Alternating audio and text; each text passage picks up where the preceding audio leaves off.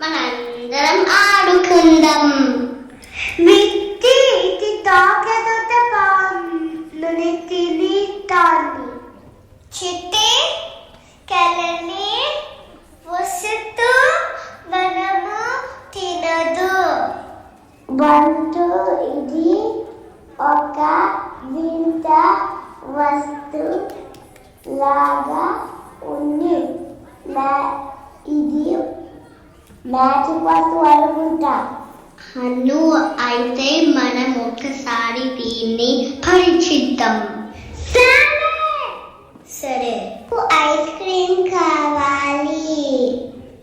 నాకు కేక్ కావాలి. నాకు చాక్లెట్ కావాలి. నాకు బొమ్మలు కావాలి. నాకు ఫోన్ కావాలి. నాకు పిజ్జా కావాలి. ఇది నిజంగా మ్యాజిక్ వస్తువే. మీరు అది నుంచి ఇవ్వడానికి నేను ఇక్కడికి వచ్చాను. మీకు కావాల్సింది నేను ఇస్తాను. అవసరం నాకు ఇవ్వండి.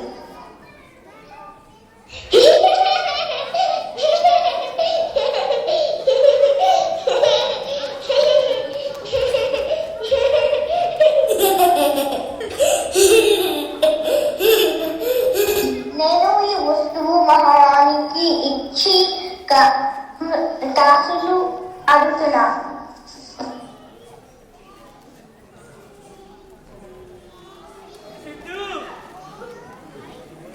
బహుపరా బహుపరా రాజలక్ష్మి స్వరూపిణి, ధర్మ పాలనలో దీప్తిమంతురాలైన, ప్రజల హృదయ సింహాసన అధిష్ఠితురాలైన మహారాణి దేవి వారు సభకు ప్రవేశిస్తున్నారు.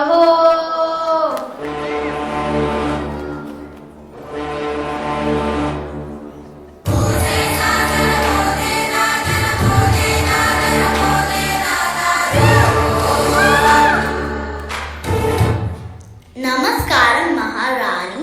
మీ శాంతి, మీ ధైర్యం, మీ జ్ఞానం, మీ దయ చింతన రాజ్యానికి వెలుగులా నిలుస్తున్నాయి.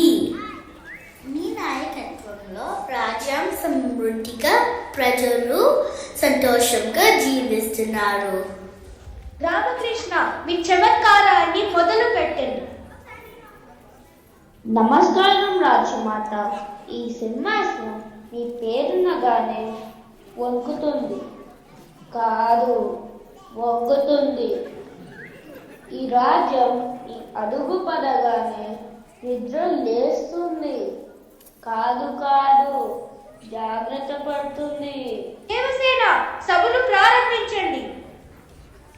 రాజమాత, ఈరోజు ఒక అపరిచితుడు ఒక అపురూపమైన వస్తు మీకు ఇచ్చుటకు ఇక్కడికి వచ్చారు. ఏమిటా వస్తువు? అతన్ని ఇక్కడికి హాజరుపరచండి. కట్టప్ప, పల్లాల దేవిని తీసుకునండి. ఆజ్ఞ.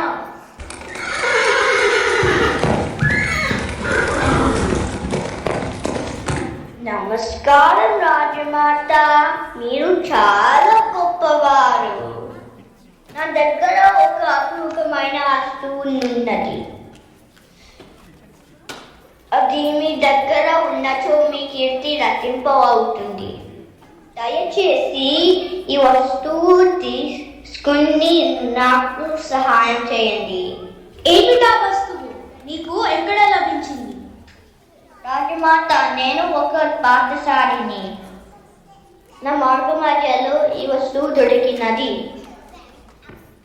అది ఏమిటో నాకు తెలియదు, కానీ చూడడానికి చాలా విచిత్రంగా అపూర్వంగా ఉన్నది. మేము దీన్ని పరిశీలించి మీకు తగిన గుర్తింపుని అందిస్తాము. ధన్యవాదాలు రాజమాత. అద్భుతమైన వస్తువు మట్టితో తింటాను.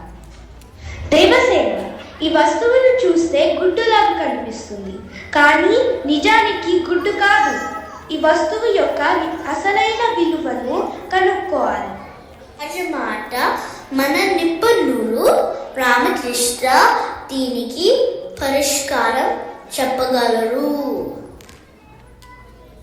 రాజమాత, నేను దీన్ని పరీక్షించి చెప్పగలను. విత్తనమని నమ్మలేను, గుద్దని చెప్పలేను. అన్నం ఆకలి తీర్చుతుంది, ఇది ఆశ్చర్యాన్ని పంచుతుంది. గుద్దైతే పలగాలి, గింజైతే మొలకెత్తాలి. రాజమాత చూపు నిజం కాదు, ఆలోచన నిజం. దీనిని మనం నాటాలి. మీ తెలివికి నమస్కారం రామకృష్ణ.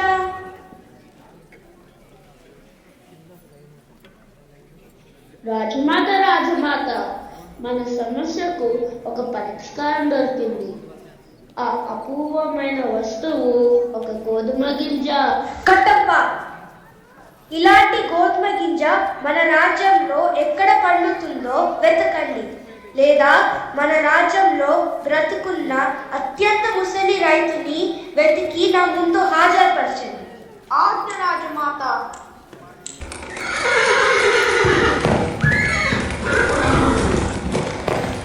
నమస్కారం రాజమాత. ఓ వృద్ధ కర్షక, నీ పేరేంటి? నాకు సరిగ్గా వినవరడం లేదు. తాత, మీ పేరేంటి అని రాజమాత అడుగుతున్నాడు. నా పేరు మహేంద్ర బాహుబలి. చూడడానికి బక్క చిక్కి పిల్లగా ఉన్నది, బాహుబలి అంట. క్షమించండి రాజమాత. ఈ గోధుమ గింజ గురించి మీకు తెలుసా? నాకు సరిగ్గా కనబడడం లేదు. రాజమాత, ఈ గోధుమ గింజలు ఎప్పుడు నాటలేరు, పండించలేరు, అస్సలు చూడలేరు. బహుశా మా మత గారికి ఏమైనా తెలుసు. మీ తండ్రి గారు ఎక్కడుంటారు? మా తండ్రి గారు సమీప పట్టణంలో నివసిస్తున్నారు. కట్టప్ప, ఆ రైతుని హాజరుపరచండి. ఆజ్ఞ రాజమాత.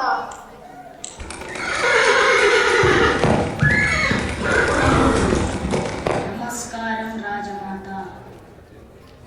ఓ వృద్ధ కర్షక, నీ పేరేంటి? నా పేరు అమరేంద్ర బాహుబలి. ఈ గోధుమ గింజ గురించి మీకు తెలుసా? నాకు ఇది సరిగా కనపడడం లేదు రాజమాత. ఇలాంటి గింజలు నా పొలంలో ఎప్పుడు నాటలేదు, పండించడం లేదు. మా రోజుల్లో ఇంకా డబ్బు చెలామణిలో రాలేదు. ప్రతి మనిషి తన పంట తానే పండించుకునేవాడు. ఏదైనా అవసరం ఉంటే ఒకరి ఒకరం సహాయం చేసుకునే వాళ్ళం. ఇలాంటి గింజలు ఎక్కడ పండేవో నాకు తెలియదు. ఇప్పటికన్నా అప్పుడు పంటలో గింజలు చాలా ఎక్కువ ఉండేవి. నేను ఎప్పుడు ఇలాంటి గింజలు చూడలేదు. కానీ మా నాన్న తన కాలంలో గోధుమ గింజలు ఇంతకన్నా అలా పెద్దగా ఉండి ఎంతో పిండిని ఇచ్చేవి అనేవాడు. మీరు అతన్ని అడిగితే నేను తెలుస్తుంది. మీ తండ్రి గారు ఎక్కడుంటారు? మా తండ్రి గారు దూరంలోనే ఒక కుగ్రామంలో నివసిస్తున్నారు. కట్టప్ప, ఆ ముసలి రైతుని హాజరుపరచండి. ఆజ్ఞ రాజమాత.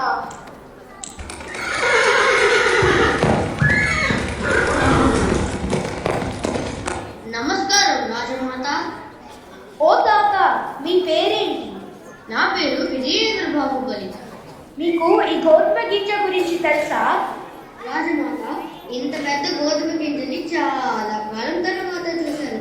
దయచేసి ఒకసారి అది నాకు అందించగలరా? ఇది అదే రకమైన గోధుమ గింజే. చెప్పు తాత, ఎప్పుడు ఎక్కడ అలాంటి గింజలు పండించబడ్డాయి? మీరు ఎప్పుడైనా అలాంటి గింజలు మీ పొలాల్లో పండించారా? ఇలాంటి గింజలు మా కాలంలో అన్ని నా యవనపు రోజుల్లో ఇలాంటి గింజలు తినే బతికాము. ఇలాంటి గింజల్నే నాటి పంటల్లో పండించే వాళ్ళం. మీరెక్కడ కొనేవారు? ఆ రోజుల్లో కొనడం, అమ్మడం వంటి పాపకు పని తలవంచునైనా లేదు.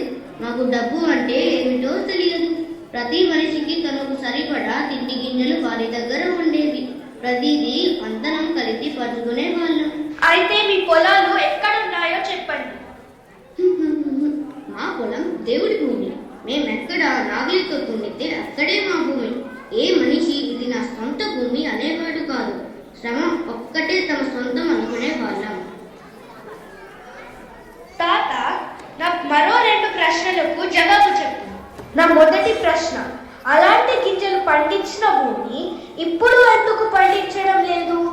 రెండవ ప్రశ్న, ఎందుకు నీ మనవడు 2 కర్రల ఆధారంతో, నీ కొడుకు 1 కర్ర ఆధారంతో, నీవు మాత్రం ఏ సహాయం లేకుండా నడుస్తున్నావు?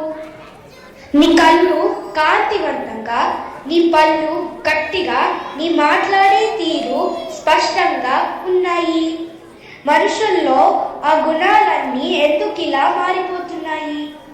అప్పుడు ఉండిన గుణాలు ఇప్పుడు ఎందుకు ఇలా మారిపోతున్నాయంటే, ఆ రోజుల్లో మనుషులు ఎవరి శ్రమ మీద వారు బతికేవారు. మరొకరి శ్రమపై ఆధారపడేవారు కాదు. ఆ రోజుల్లో దేవుడు చేసిన చట్టం ప్రకారమే జీవించేవారు. వాళ్ళకి ఏదైతే తమ సొంతమో వాటితోనే సంతోషంగా ఉండేవారు. ఇతరులు ఉత్పత్తి చేసిన వాటిని ఆపేక్షించేవారు కాదు. ఈ రోజుల్లో ప్రజలు చెడు అలవాట్లతో, అపరిమిత అంతర్జాల అన్వేషణతో, ఈర్ష్య, రాగ, ద్వేషాలతో జీవిస్తున్నారని చూసి విచారం కలుగుతుంది. తాత, మీరు ఈ రాజ్యానికి ఒక మంచి సందేశాన్ని ఇచ్చారు. బలాల దేవ, ఈ అపూర్వమైన గింజను మాకు అందించినందుకు ఇదిగో ఈ కాసులను స్వీకరించండి. ధన్యవాదములు రాజమాత. దేవసేన, ఈ రోజు నుండి మన రాజ్యంలోని ప్రజలు చెడు అలవాట్లకి దూరంగా